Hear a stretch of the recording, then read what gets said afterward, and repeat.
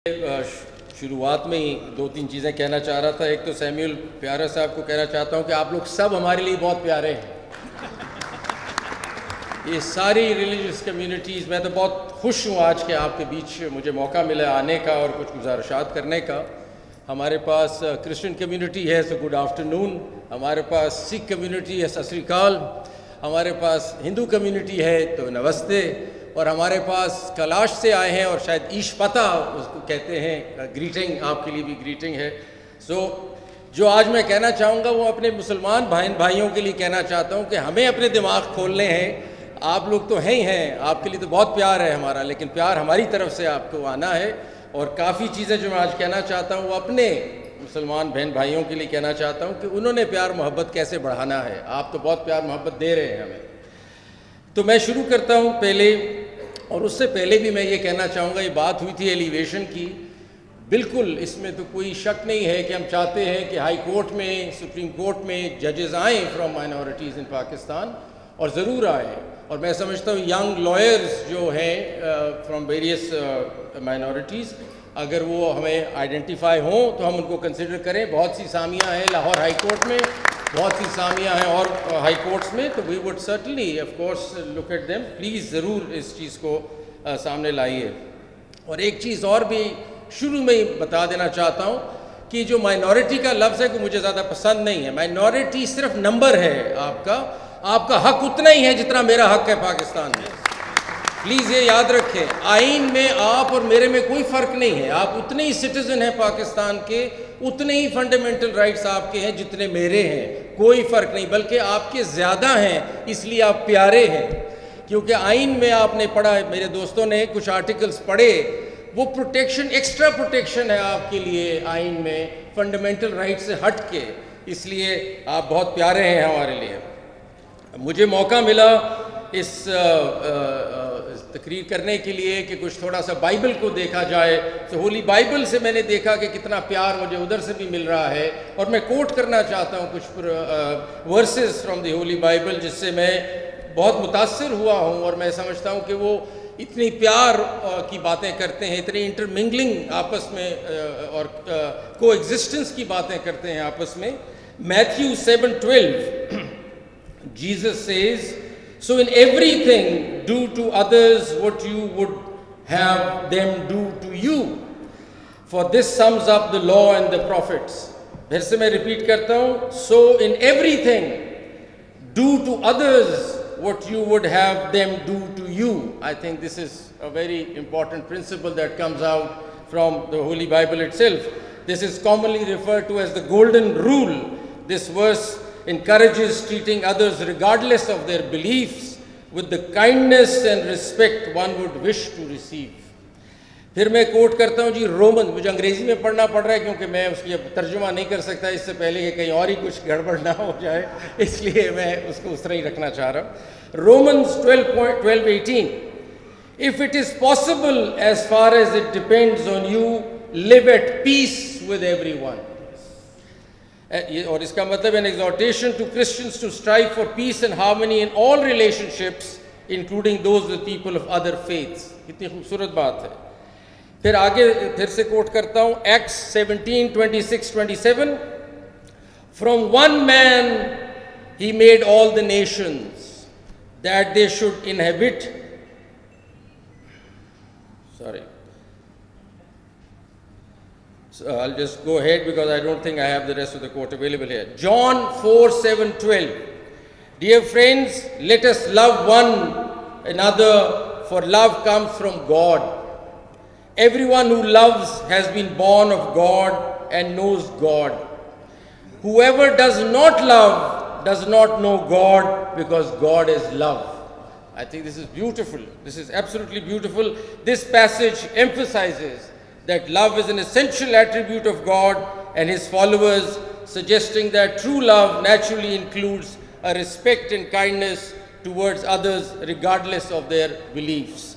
So these verses, मैं समझता हूँ इसलिए मैं कोट कर रहा था कि these verses are stories that can serve as foundation कि हमारा आपस में एक भाईचारा कैसे होना चाहिए। ये foundational principles हैं इस मोहब्बत के, इस भाईचारे के, और ये हमें ख्याल रखना चाहिए कि को एग्जिस्टेंस कैसे होनी चाहिए। वाहिद फ्लैग है दुनिया का, जिस तरह जस्टिस सैयद मोहम्मद अनवर साहब ने कहा, वाहिद फ्लैग है दुनिया का जिसमें आप लोग रिफ्लेक्टेड है माइनॉरिटीज़। वो जो वाइट पट्टी आप देख रहे हैं झंडे में, वो आप ही का, तो आप ही को जिक्र कर रहा है, आप ही के बारे में है, सारा कुछ है। सो नेशनल फ्लैग में आप रिकग्नाइज्ड हैं हमारे, वी मस्ट अंडरस्टैंड दैट। और मैं तो इसको आगे चलाता हूँ, मैं कहता हूँ सितारा और चांद भी सफ़ेद ही है ना, सब आप लोग ही हैं। सो आई वॉन्ट टू थैंक, मैं शुक्रिया अदा करना चाहता हूँ इम्प्लीमेंटेशन माइनॉरिटीज़ राइट्स फोरम का कि आपने ये ऑर्गेनाइज़ किया और मुझे मदऊ किया इस कॉन्फ्रेंस के लिए। मैं सैमुअल प्यारा साहब का तो नाम मैं भूल नहीं सकता, उन्होंने बुलाया मुझे। डॉक्टर बिशप आज़ाद मार्शल साहब हैं यहाँ जो प्रेसिडेंट हैं चर्च ऑफ पाकिस्तान का, इनका शुक्रिया। मुझे बहुत फ़ख्र है इस बात का कि आज, और मैं बहुत हम्बल्ड भी हूँ इस बात पे कि हमारे फॉर्मर चीफ जस्टिस सदक जिलानी, जिनसे हमने बहुत कुछ सीखा और समझा, वो यहाँ हैं। Thank you sir for gracing the occasion. और हमारे जस्टिस सैयद मोहम्मद अनवर साहब जो बहुत ज़बरदस्त किस्म की जजमेंट्स दे रहे हैं, बहुत कुछ इन्होंने प्रोग्रेसिव किया है sitting at the federal Shariat court. Thank you for being here and sharing the panel with me. I also want to thank my friend and class fellow Syed justice Syed भी हो गए तो खैर है, कोई ऐसी बात नहीं, जस्टिस बाकिर रिजवी साहब जो मेरे क्लास फेलो भी हैं, he is here on the panel with me, he is been doing good work. और हमारे साथ आज़म तारड़ साहब, हु इज़ यू नो, हमारे एक रिश्ता ऐसा है फेडरेशन के साथ कि हाइज एंड लोज चलते रहते हैं, लेकिन इनका भी यहाँ होना बड़ी खुशी की बात है। हमारे बार के सदर यहाँ बैठे हैं भट्टी साहब, एक ऐसा रिलेशनशिप है जो साथ साथ ही चलना है हर चीज़ का, बार का और बेंच का, तो इनका होना भी यहाँ बहुत खुशी का मौका है कि आप सब लोग यहाँ हैं। मैं शुरू में ये बताना चाह रहा था कि पाकिस्तान की पॉपुलेशन 90 जो है उसमें 96% तकरीबन मुस्लिम्स हैं, और स्मॉलर पॉपुलेशन में जो हिंदूज़ हैं वो 1.6% हैं, क्रिश्चियंस 1.6% बनते हैं, और सिख्स और बुद्धिस्ट और ज़ोरास्ट्रियंस मिला के एक 1% बनते हैं। लेकिन जो अफसोस की बात है, और मैं क्योंकि तारड़ साहब यहाँ बैठे हैं, federal law minister also and representing the human rights, अब एक फ्रीडम्स हाउस रिपोर्ट है जो बहुत क्रेडिबल रिपोर्ट है 2023 की, वो पाकिस्तान को रैंक करती है एज 1/4, यानी उनके 4 सेगमेंट्स हैं, उसमें वो कहते हैं आप लास्ट सेगमेंट में फॉल कर रहे हैं इन इट्स रिलीजियस फ्रीडम। तो मतलब हम तो इसलिए अब घर में बैठे हैं ना, हमने इसको ठीक तो करना है सारे मामलात को, और आप इधर हैं तो गोश गुजार करना चाह रहा। सो इट वॉज ऑब्जर्व, मैं कोट करता हूँ from the freedoms report, freedoms house report जो 2023 की है, यूरोपियन यूनियन से तैयार होती है। It was observed that despite constitutional religious freedom guarantees, religious minorities have not been provided effective safeguards against discriminatory legislation, social prejudice and sectarian violence. Pakistan's religious freedom conditions remain on a negative trajectory, with religious minorities subject to frequent attacks and threats, including accusations of blasphemy, targeted killings, lynching, mob violence, forced conversions, desecration of houses of worship and cemeteries. This needs to change, Mr. Law Minister, this has to change. And we have to do what our Constitution tells us to do. They are all equal, we are all equal, we have same rights, we need to protect them, we need to come out positively and do something about it. And I move forward and I want to say, और मैं आपके साथ जो share करना चाहता हूँ वो ये है कि हमारे इस्लाम में जो माइनॉरिटीज़ के साथ प्यार की कहानी है वो आपके साथ मैं बयान इस वक्त करना चाहता हूँ, क्योंकि बहुत ज़रूरी है हमें समझना कि हमारा अपना मज़हब हमारे इनके माइनॉरिटीज़ के साथ चलने का क्या बताता है, बाकी रिलीजियस कम्युनिटीज़ के साथ चलने का तरीका क्या बताता है। So Islamic teachings on respect for religious minorities have been emphasized by various prominent scholars and thinkers. और मैं आपको कुछ कंटेम्प्रेरी राइटर्स का जिक्र करना चाहता हूँ अभी, जो ऐसे खूबसूरत चीज़ें लिख रहे हैं और बता रहे हैं कि हमें इंक्लूसिविटी, टॉलरेंस कैसे बढ़ाना है और कैसे आगे चलना है।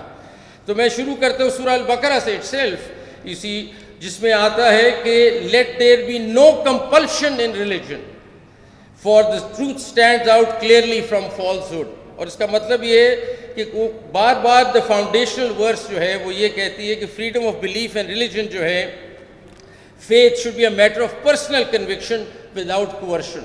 ये पर्सनल चीज़ है, ये हमें मज़हब हमारा बता रहा है, जो मर्ज़ी अपना रिलीजन रखना चाहता है रखे, ये चीज़ हमें एक्सेप्ट करनी है एज मुस्लिम्स है.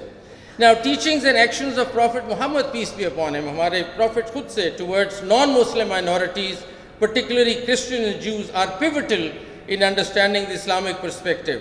और मैं आपको थोड़े से मिसालें देता हूँ उनकी ज़िंदगी से, जो उन्होंने बताया कि कैसे माइनॉरिटीज़ के साथ हम डील करते हैं. The Constitution of Medina, one of the earliest and most significant examples of Prophet Muhammad's, peace be upon him, approach to religious diversity and minority rights in the Constitution of Medina. This document established a form of governance that included Muslims, Jews and other tribal groups within Medina.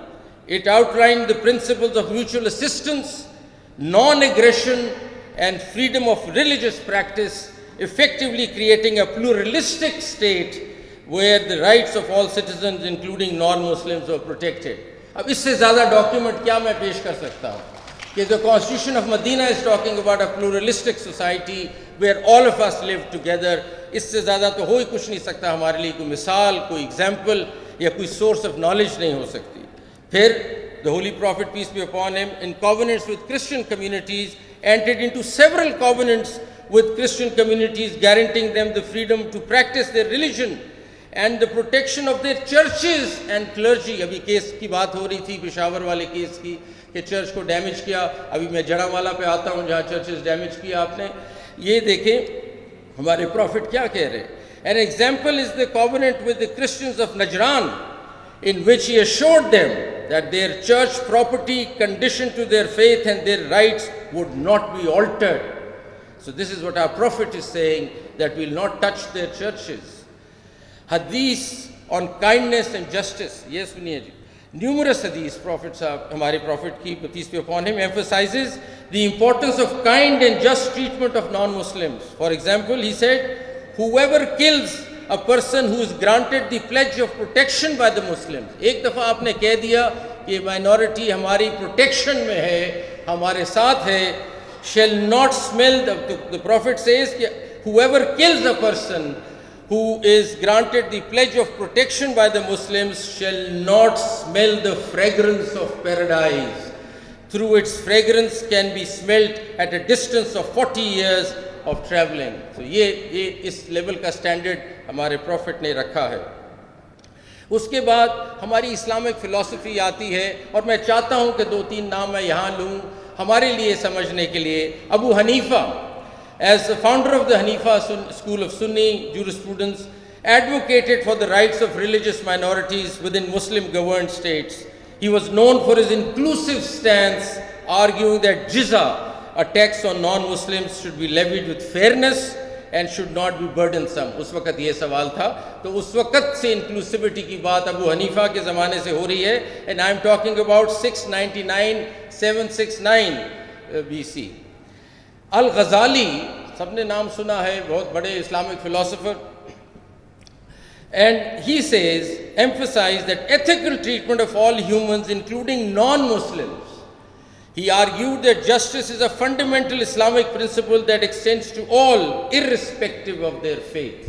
तो हम कहना मैं ये चाह रहा हूँ कि हम कहाँ से अपनी नॉलेज ड्रॉ करते हैं, कुरान से, सुन्ना से. फिर हमारे सारे इस्लामिक फ़िलासफ़र्स ये सारी बातें कर रहे हैं कि इकट्ठे रहना है, नॉन मुस्लिम्स का ख्याल रखना है, प्यार और मोहब्बत से चलना है.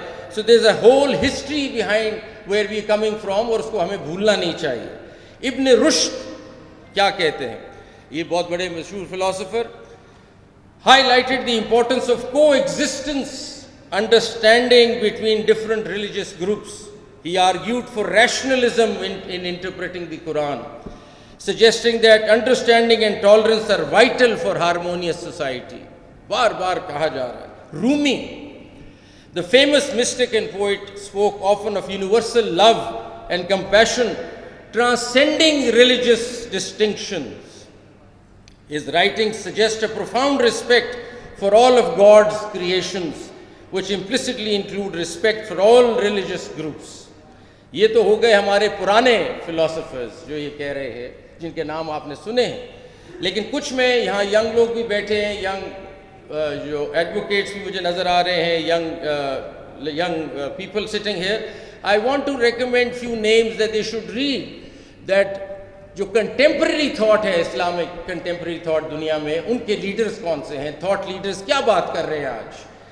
सबसे पहले मैं नाम लूँगा तारिक रमज़ान का। Is a big name, a prominent Swiss academic, मुस्लिम है, स्विट्ज़रलैंड में एकेडमिक है और फिलोसोफर है। रमज़ान साहब एम्फसाइज करते हैं the need for Muslims in the modern world to engage in a contextual interpretation of Islamic texts.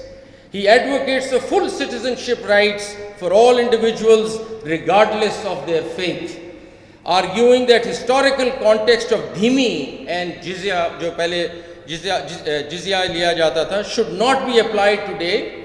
Ramazan promotes an understanding of Islam that supports pluralism and mutual respect among diverse religious communities.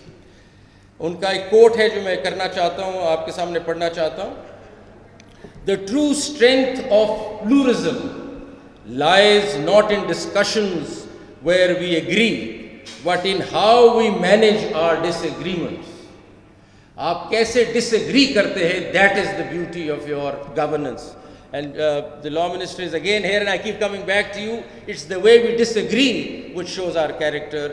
ये खाली ये कहना कि pluralism आ जाएगा, ऐसे नहीं आएगा, ये space लानी पड़ेगी लाने के लिए. The other philosopher contemporary that I want to recommend, and please read him, is Khalid Abu al-Fadl. ये बिल्कुल modern है. He's a professor at UCLA and a leading authority on Islamic law. He says, and he argues against traditionalist views that impose restrictive measures on non-Muslims. He champions a compassionate and morally inclusive interpretation of Sharia that emphasizes justice and human dignity for all. Justice for all, जो हमने पहले भी सुना. Al-Fadl criticizes interpretations of Islam that marginalize religious minorities and advocates for equality and justice as the foundations of Islamic governance. Then I want to take you to another thought leader of the world today, and that's Abdullah bin Baya, a scholar from Mauritania. He argues, he has spoken extensively about the need for coexistence, mutual respect between Muslims and non-Muslims, emphasizing that Islamic teachings must promote peace and common ground. Bin Baya's fatwas often reflect pragmatic approach to consider contemporary global context. And lastly, I want to refer to yet another Egyptian thought leader in Islam, जिसको पढ़ें, उसका नाम है Jasir Auda. Auda is a thought leader in the field of Maqasid al-Sharia, the objectives of Islamic law. He argues that the ultimate aims of Sharia are to preserve religion, life, intellect, offspring and wealth for everyone, including non-Muslims. Auda's approach is to interpret Islamic texts in a way that promotes freedom, equality and justice for the individuals, thus providing a robust framework for protecting minority rights within Islamic context. और मैं इनका भी एक quotation देना चाहता हूँ. We need to interpret the texts in the light of the objectives of Sharia, which are to bring mercy to the world and to ensure justice for everyone, including non-Muslims. And I think Justice Sayyid Muhammad Anwar is here, जिनका तो federal Shariat court में काम ही इस तरह है कि इन्होंने Islamic interpretation को देखना है. I think you might want to consider one of the contemporary thoughts जो बाया साहब दे रहे हैं. And lastly, I want to refer to Hamza Yusuf, जिनका नाम तो आपने सुना होगा, an American Islamic scholar. And what does he say now? Yusuf emphasizes the importance of understanding Islam within the ethos of time and place. He speaks about the necessity of compassion in governance. And that's what I want to bring in to Mr. the Law Minister, who is busy. Paraya sahab, aap hame Law Minister ko busy rakha hua hai. हम इसे बात तो कर रहे थे, हम उनके लिए उनको गोश गुजार कर रहे हैं कुछ चीज़ें. So Hamza Yusuf को कोट करते हुए उन्होंने कहा कि the necessity of compassion in governance is very important, because governance without compassion doesn't work. And the protection of all religious communities under Muslim rule, reflecting the Prophet Muhammad, peace be upon him, model of kindness and justice towards non-Muslims. मैं एक coat Hamza Yusuf से भी करना चाहूँगा आपके लिए. Living together with respect and tolerance is a must, not a choice. It is an essential part of coexistence, and coexistence is a requirement for human survival. ये बहुत ज़रूरी है. प्लीज़ coexistence और tolerance बहुत ज़रूरी एस्पेक्ट्स हैं. हमारे legal framework में पहले कोट हो गया है. हमारे फाउंडर मोहम्मद अली जिन्ना साहब ने बहुत ज़बरदस्त ये बात की है. सैयद मोहम्मद अनवर साहब ने पढ़ी. मैं दोबारा रिपीट करना चाहता हूँ because I think this is so strong that we must listen to it repeatedly. और ये उन्होंने 11 अगस्त 1947 में कायद आज़म मोहम्मद अली जिन्ना साहब ने कहा. अब इनसे ज़्यादा वर्ड्स हम कहाँ से लाएंगे और कहाँ से गाइडेंस लें हम अपने आगे चलने के लिए. ये बीकन ऑफ लाइट ही है ना सारे जो मैं आपके सामने कहा. ये हमारी हिस्ट्री है, ये हमारा पास्ट है जो हमें कह रहा है कहाँ जाना है, लेकिन हम जा नहीं रहे वहाँ. सुनिए कायद आज़म साहब क्या कहते हैं. You are free to go to your temples, you are free to go to your mosques or to any other place of worship in the state of Pakistan. ये क्या आया हो रहा है ऐसा, ये सोचिए. You may belong to any religion or caste or creed. That has nothing to do with the business of the state. That has nothing to do with the business of the state. This is very important. We are starting with the fundamental principle that we are all citizens and equal citizens of one state. All the minorities sitting here are equal citizens of the state, says the constitution. मैं नहीं कह रहा, आइन of Pakistan कह रहा है सब बराबर हैं. पता नहीं क्यों हमने डिफरेंसेस क्रिएट किए हैं.